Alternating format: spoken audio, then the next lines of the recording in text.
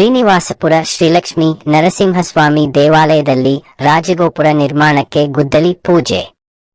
ಶ್ರೀನಿವಾಸಪುರ, ಕೋಲಾರ ಜಿಲ್ಲೆಯ ಶ್ರೀನಿವಾಸಪುರ ಪಟ್ಟಣದ ಹೃದಯ ಭಾಗದಲ್ಲಿರುವ ಪ್ರಸಿದ್ಧ ಶ್ರೀಲಕ್ಷ್ಮೀ ನರಸಿಂಹಸ್ವಾಮಿ ದೇವಾಲಯದಲ್ಲಿ ನೂತನ ರಾಜಗೋಪುರ ನಿರ್ಮಾಣ ಕಾರ್ಯಕ್ಕೆ ಮೇ 13, 2026 ರಂದು ಭವ್ಯವಾಗಿ ಗುದ್ದಲಿ ಪೂಜೆ ನಡೆಯಲಿದೆ.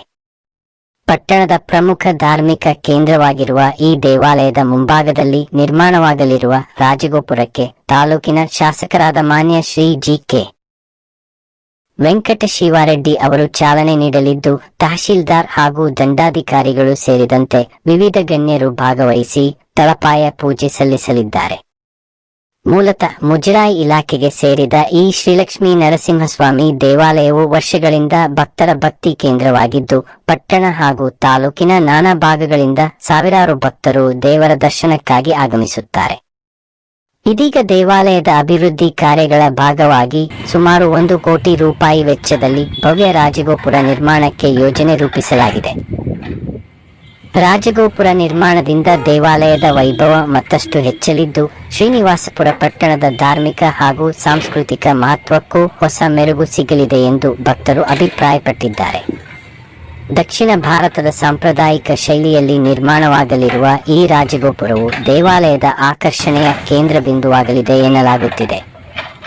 ದೇವಾಲಯದ ಅಭಿವೃದ್ಧಿಗೆ ಪಟ್ಟಣದ ಭಕ್ತರು, ವ್ಯಾಪಾರಸ್ಥರು ಹಾಗೂ ತಾಲೂಕಿನ ವಿವಿಧ ಗ್ರಾಮಗಳ ಭಕ್ತಾದಿಗಳು ಸಹಕಾರ ನೀಡಲು ಮುಂದಾಗಿರುವುದು ವಿಶೇಷವಾಗಿದೆ. ಹಲವು ಭಕ್ತರು ಧನ ಸಹಾಯ ಹಾಗೂ ಸೇವಾ ರೂಪದಲ್ಲಿ ತಮ್ಮ ಕೊಡುಗೆಯನ್ನು ನೀಡಲು ಆಸಕ್ತಿ ತೋರಿದ್ದಾರೆ.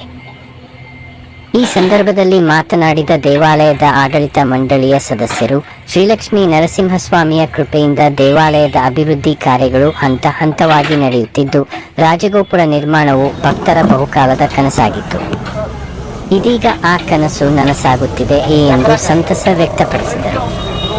ಗುದ್ದಲಿ ಪೂಜೆ ಕಾರ್ಯಕ್ರಮಕ್ಕೆ ಹೆಚ್ಚಿನ ಸಂಖ್ಯೆಯಲ್ಲಿ ಭಕ್ತರು ಆಗಮಿಸುವ ನಿರೀಕ್ಷೆ ಇದ್ದು, ಕಾರ್ಯಕ್ರಮದ ಸಕಲ ಸಿದ್ಧತೆಗಳನ್ನು ದೇವಸ್ಥಾನ ಆಡಳಿತ ಮಂಡಳಿ ಹಾಗೂ ಮುಜರಾಯಿ ಇಲಾಖೆ ಕೈಗೊಂಡಿದೆ.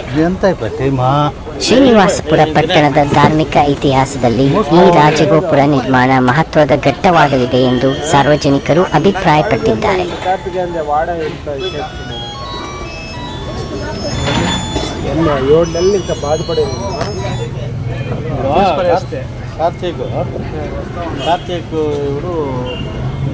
మున్సిపల్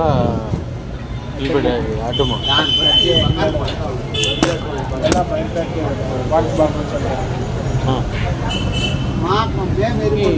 తీసుకురేస్తుంది ఇట్లేదు అనుకోలే తీసుకురేస్తుంది నన్ను లాస్ట్